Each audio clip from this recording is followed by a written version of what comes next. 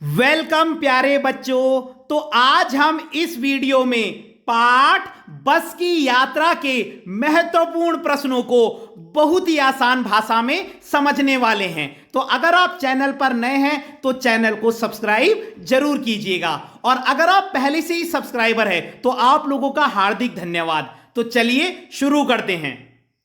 सबसे पहला प्रश्न है, मैंने उस कंपनी के हिस्सेदार की तरफ पहली बार श्रद्धा भाव से देखा। लेखक के मन में हिस्सेदार साहब के लिए श्रद्धा क्यों जग गई?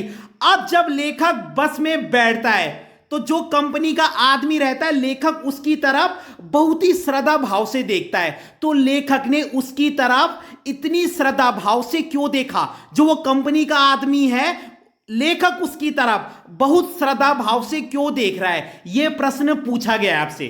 तो आप लिखोगे, कंपनी का हिस्सेदार बस की खराब दशा को जानते हुए भी बस की तारीफ कर रहा था।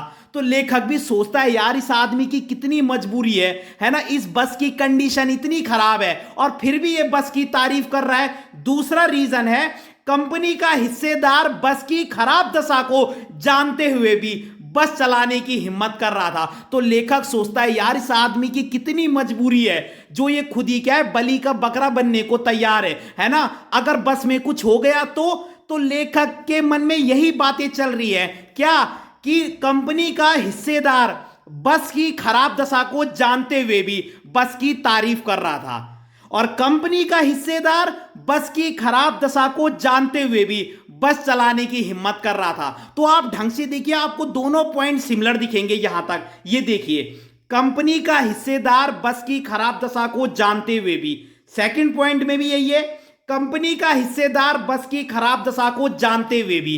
बस आपने आगे चेंज करना है कि एक है बस की तारीफ कर रहा था और दूसरे पॉइंट में लिख देना बस चलाने की हिम्मत कर रहा था। इसीलिए लेखक उसकी तरफ बहुत ही दया भाव से देख रहा है, बहुत ही श्रद्धा भाव से देख रहा है, क्योंकि लेखक भी कह रहा है, यार इसकी कितनी मजबूरी है कि इतनी खराब बस की कंडीशन है फिर भी ये बस की तारीफ कर रहा है और बस चलाने की हिम्मत कर रहा है। अगला प्रश्न है, लोगों ने यह सलाह क्यों दी कि समझदार आदमी इस शाम वाली बस से सफर नहीं करते? जब लेखक उस बस से सफर कर रहा था जिसकी कंडीशन बहुत खराब थी, तो लोग कह रहे थे, अरे भैया इस बस में मत जाओ। तो क्यों लोग उसको ये एडवाइस दे रहे थे? तो इसके दो प्रमुख कारण है।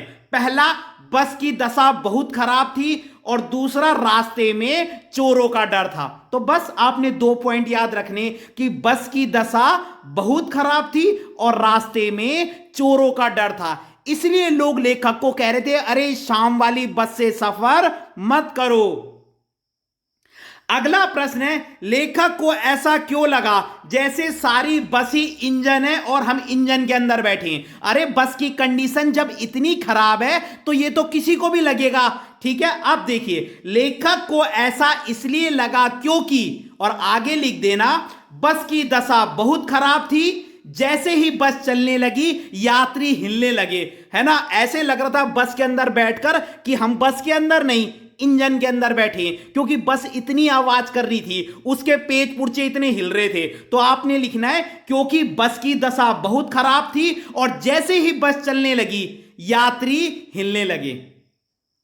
अगला प्रश्न है, लेखक पेड़ों को अपना दुश्मन क्यों समझ रहा था? तो लेखक पेड़ों को अपना दुश्मन इसलिए समझ रहा था क्योंकि, और आगे लिख देना, उसे डर था कि बस पेड़ से टकरा ना जाए। वैसे तो पेड़ हमको बहुत अच्छे लगते हैं, लेकिन जब बस की कंडीशन इतनी खराब हो तो हर पेड़ से डर ही लगेगा कि पता नहीं बस किस पेड़ से टकरा जाए, पता नहीं कब एक्सीडेंट हो जाए। इसलिए लेखक को हर पेड़ अपना दुश्मन नजर आ रहा है। क्यों? क्योंकि लेखक को डर है कि बस पेड़ से टकरा ना जाए।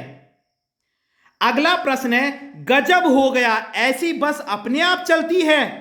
लेखक को यह सुनकर हैरानी क्यों हुई? जब किसी ने कहा, उस कंपनी के हिस्सेदार ने, अरे बस तो अपने आप चलती है, तो लेखक को यह सुनकर हैरानी हो गई। क्यों हुई होगी? लेखक को यह सुनकर हैरानी इसलिए हुई क्योंकि बस की दशा बहुत खराब थी और उसे देखकर लग नहीं रहा था कि वो चलती भी होगी। अब कोई खराब बस है और कोई बोलेगा, अरे ये बस तो इतनी अच्छी चलती है, एकदम मक्खन की तरह, तो हम भी ताजुब हो जाएंगे कि भैया हम अंधे थोड़ी हैं। तो लेखक को यह सुनकर हैरानी इसलिए हुई क्योंकि आगे आप लिख देना, बस की दशा बहुत खराब थी और उसे देखकर लग ही नहीं रहा था कि यह चलती भी होगी। अगला प्रश्न है, सविनय अवज्ञा आंदोलन किसके नेतृत्व में, किस उद्देश्य से तथा कब हुआ था, कौन था इसका लीडर? तो इसके जो लीडर थे वो थे महात्मा गांधी और सन आपने याद रखना है 1930। सविनय अवज्ञा आंदोलन जो है महात्मा गांधी याद रखना है आपने, 1930 याद रखना है। और इसका उद्देश्य क्या था? पूर्ण स्वाधीनता प्राप्त करना, आजादी प्राप्त करना। तो बस महात्मा गांधी जी 1930 और पूर्ण स्वाधीनता प्राप्त करना। ठीक है, तो बहुत ही आसान उत्तर है, आपको एक बार ही पढ़कर याद हो जाएंगे। तो अगर आपको वीडियो पसंद आई हो तो लाइक कीजिएगा, कमेंट कीजिएगा और अपने चैनल को सब्सक्राइब जरूर कीजिएगा। धन्यवाद।